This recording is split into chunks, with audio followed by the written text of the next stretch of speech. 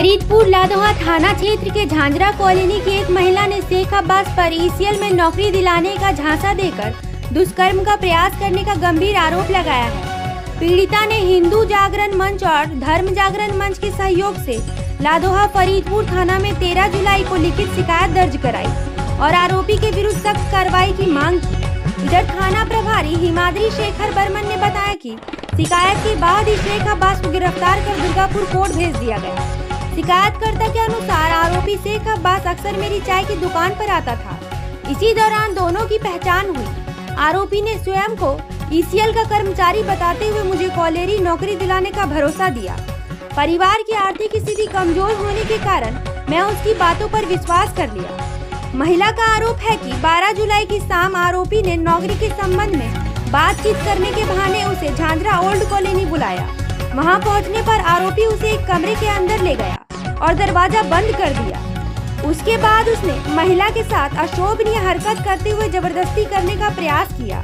पीड़िता के अनुसार जब उसने जोर जबरदस्ती करने का प्रयास किया तो मैंने शोर मचाया। मेरी आवाज सुनकर आसपास के कुछ युवक मौके पर पहुंच गए। लोगों को आता देख आरोपी वहां से फरार हो गया। जाते समय उसने महिला को घटना की जानकारी किसी को देने पर गंभीर परिमाण भुगतने की धमकी भी दिया। দোকান আছে আমাদের চায়ের দোকান, সেখানে আসছে যেমন কাস্টমার আরো 5 জন আসছে, সেরকম আসতো চা খেতে, আর প্রায়ই আসতো চা খেতে। তারপরে এমনি আস্তে আস্তে আস্তে আস্তে কথা বলতে লাগলো। আমার পছন্দ হতো না কথা বলা, তবু বাধ্য হয়ে কাস্টমার যেহেতু কথা বলতে হতো। এবার উনি আমাকে একটা ভালো রকম কাজের অফার দিয়েছিল যে হ্যাঁ একটা কাজ করে দেবো, এই সূত্র আর কিছু না। তারপর কি হয়েছিল? তারপরে ব্যাপারটা হলো, তারপরে ওই যে নানান রকম যেমন মানে কি বলবো, তো আপনি কেন অভিযোগ দায়ের করলেন থানাতে? বলো, আছি তো, বলো। ছেলেটা কি কোনো অশ্লীল ব্যবহার করেছে আপনার সঙ্গে? এখনো সেরকম কিছু করতে পারি। কিছু বলেছিল কি আপনাকে? কোনো মন্তব্য দিয়েছিল? মন্তব্য কিছুই না, ওই আমাকে সেট মানে ভয় দেখাতো, তোমার মেয়ের এই করে দেবো, তোমার বরের এই করে দেবো। ওই এআই ছবি দিয়ে কি করেছে? না এর বিষয় নয় কিছু। বিষয়টা হচ্ছে যে ছেলেটার সাথে অনেক দিনের মানে ইনি যেরকম বলে ওনার একটা চায়ের দোকান আছে, চায়ের দোকানে যেত, চা খেত।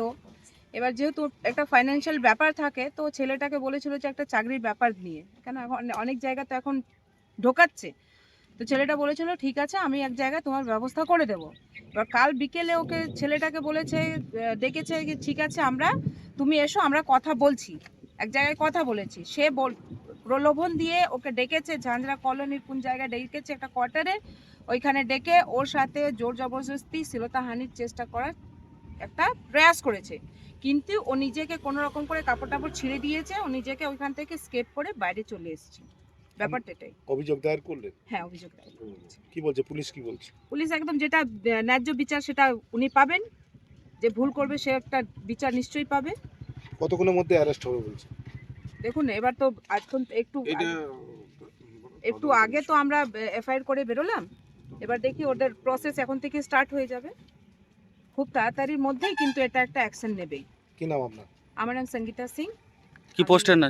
আমি এখন হিন্দু জাগরণ মঞ্চের মধ্যবঙ্গ প্রান্তের কার্যকারিণী সদস্য আর মহিলা আয়ামটা দেখি। আমাদের এক হিন্দু মহিলাকে বিভিন্ন রকম প্রলোভন দেখিয়ে ইনি চায়ের দোকান করতেন। দীর্ঘদিন ধরে চা খাওয়ার সূত্রে যেমন কাস্টমারের সঙ্গে পরিচয়, সেই পরিচয় সূত্রে একে কাজের প্রলোভন দেখিয়ে পরে শেখ আব্বাস নামে এক রাঙামাটির ব্যক্তি, তিনি তাকে ইসিএলের কর্মরত চাকরিজীবী বলে উল্লেখ করে তাকে এক নির্জন ইসিএলের কোয়ার্টারে, পরিত্যক্ত ইসিএলের কোয়ার্টারে নিয়ে যায় এবং তাকে নানা রকমভাবে, আমরা মুখেও আনতে পারছি না, ওকে নানা রকমভাবে অশ্লীল আচরণ করে।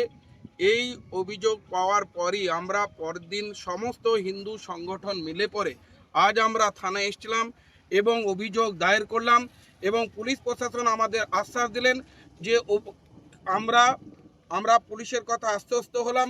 পশ্চিমবঙ্গ সরকার, কেন্দ্রীয় সরকার আমাদের সে আশ্বস্ত হলাম যে পুলিশ বলেছে যে আমরা কিছুক্ষণের মধ্যেই অভিযুক্ত শেখ আব্বাসকে গ্রেপ্তার করব।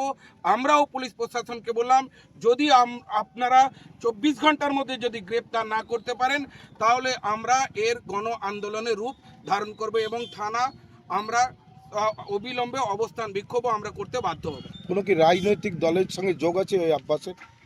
আমরা যেটা জানতে পেরেছি কালকে বিভিন্ন মিডিয়া পোস্ট, ফেসবুক তথা ইনস্টাগ্রাম এইসব থেকে জানতে পেরেছি যে উনি একজন তৃণমূল কর্মী, তৃণমূল নেতা ছিল। 4 তারিখের পর 12টার পর তিনি বিজেপি হয়েছেন।